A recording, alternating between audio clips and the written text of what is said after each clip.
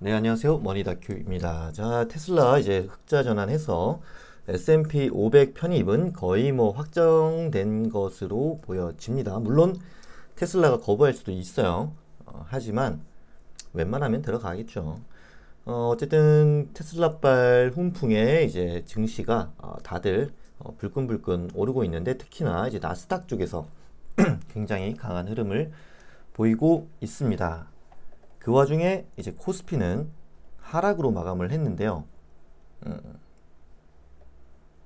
오랜만에 따로 놀죠. 코스피가 원래 요즘 같은 경우는 전 세계가 다 같이 움직이는 모습들을 많이 보이는데, 유독 한국만 좀 시장이 좀 안 좋았고, 오늘 개인이 7,700억 매수를 했고, 이제 외국인 기관 쪽에서 거의 7천억 매도가 나왔죠. 조금 안타까운 거는 우리 투신 형님들이 선물을 매도를 했어요. 장 초반에는 매수를 좀 하고 있길래 장이 좀 더 빠지려나라고 기대를 했는데, 투신 형님들이 이제 매도를 치면 다음날 증시가 오를 가능성이 좀 있어요. 투신이 좀 반대 매매를 워낙 잘하기 때문에. 어쨌든 저는 손실을 조금이나마 줄이긴 했지만 아직까지 마이너스 20%를 유지하고 있습니다.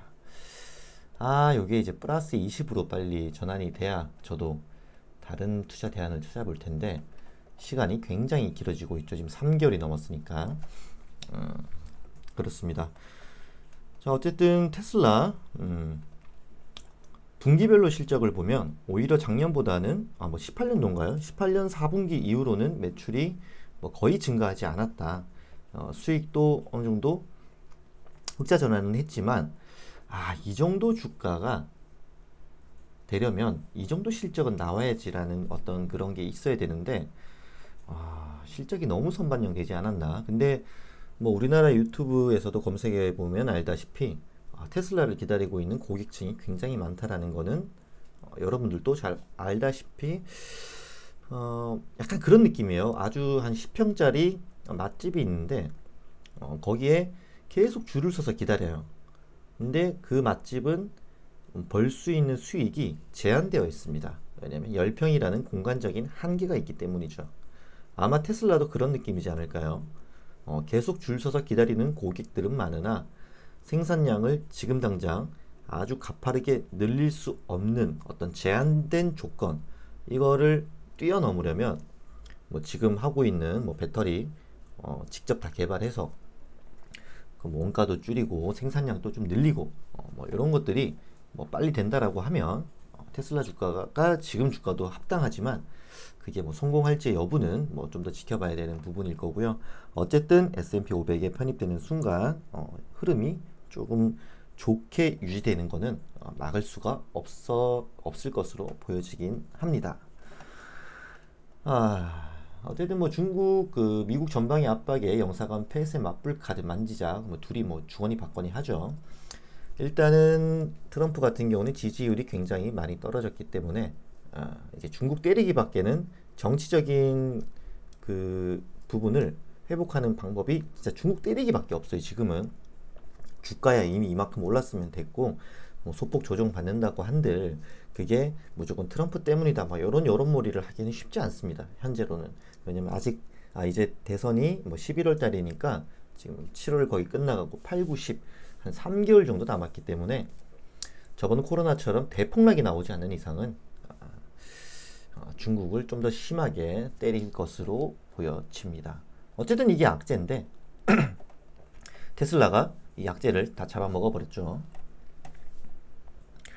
오늘 공시 자료 나온 것 중에 두 가지 좀 의미 있는 거를 좀 보고 싶은데요. SK 하이닉스와 현대자동차가 있습니다. SK 하이닉스 매출액은 1조 증가했어요. 근데 영업이익이 1조 증가했습니다. 굉장한 실적이에요. 그러니까 매출액은 뭐 19%가 증가했지만 영업이익이 143% 증가했다라는 거는 반도체 가격이 회복을 했다. 근데 지금은 또 이렇게 회복세가 둔화된 건 사실이에요. 뭐 늘 말씀드리지만 앞으로 데이터 센터에 들어갈 그런 반도체가 굉장히 많이 필요할 것 같아서 2분기에 좀 땡겨서 좀 공급받았던 업체들이 많다. 그리고 이제 중국이 그런 뭐 반도체 공급을 이제 못 받을 수도 있어서 뭐 미리 좀 주문을 했는데, 그것도 영향이 조금은 있지 않을까. 물론 TSMC에서 거의 다 뭐 받아갔다고는 하지만 어쨌든 그런 훈풍발이 SK하이닉스와 삼성전자에도 영향을 미친 것으로 보여집니다. 그러나 현대자동차 같은 경우는 이제 매출에 영업이익 다 감소를 했고요. 이것도 우리나라에서 개소세를 할인해 준 거, 그걸로 좀 어느 정도 유지를 했던 거고, 정부에서 오늘 기사인가 어젠가요? 그 개소세 할인을 한 2년 정도 더 연장을 한다고는 합니다. 뭐 어쨌든 한 나라의 자동차 산업, 자동차를 생산하는 국가에서 자동차 산업이 무너지면 그 나라 경제가 휘청거릴 수도 있기 때문에, 물론 하이닉스나 삼성전자가 벌어들이는 돈은 더 많지만 먹고 사는 거에 대한, 우리 국민들의 생계를 책임지는 거에 대한 거는 기간 산업을 따라가기 쉽지 않다. 그래서 현대차를 좀 밀어주는 듯 보여집니다. 어쨌든 이런 반도체가 굉장히 화랑을 보이고 있음에도 불구하고 한국 GDP 성장률 10년 만에 역대 최악입니다. 최악.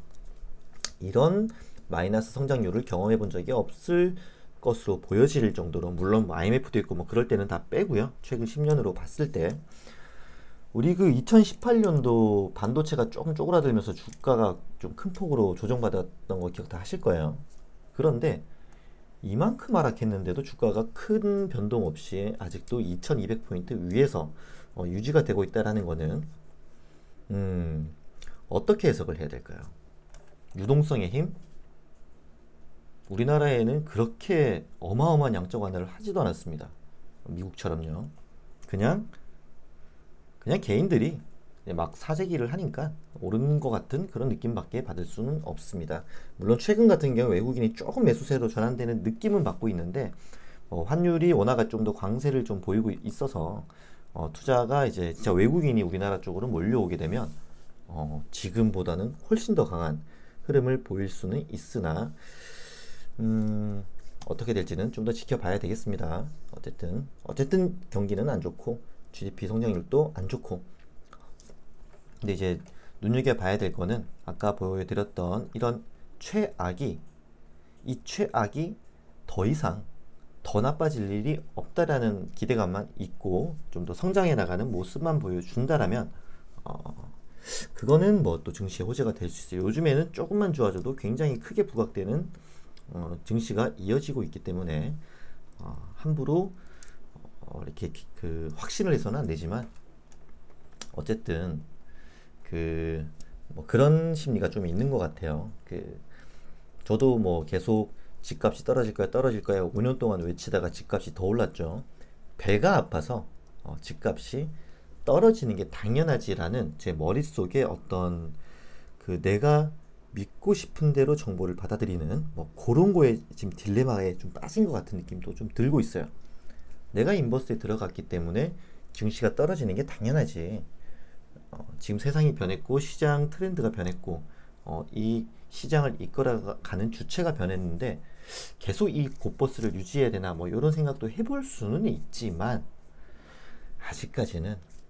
아직까지는 그래도 앞으로 펼쳐질 안 좋은 뉴스가 더 많을 거라는 저만의 기준이 있기 때문에 고버스를 좀 힘들지만 고버스를 조금 더 가져가 볼 생각을 하고 있습니다. 이래서 투자는 본인의 원칙, 처음에 결정했던 그 기준을 무조건 지켜야 된다는 걸 제가 이번에 뼈저리게 배웠고요. 제가 나스닥 10,000포인트 위로 올라가서 버티면 절대로 뒤도 안 돌아보고 매도를 칠 거라고 했는데 아직까지 저는 고버스를 들고 있습니다. 이게 참 사람 심리라는 게 무서운 것 같아요.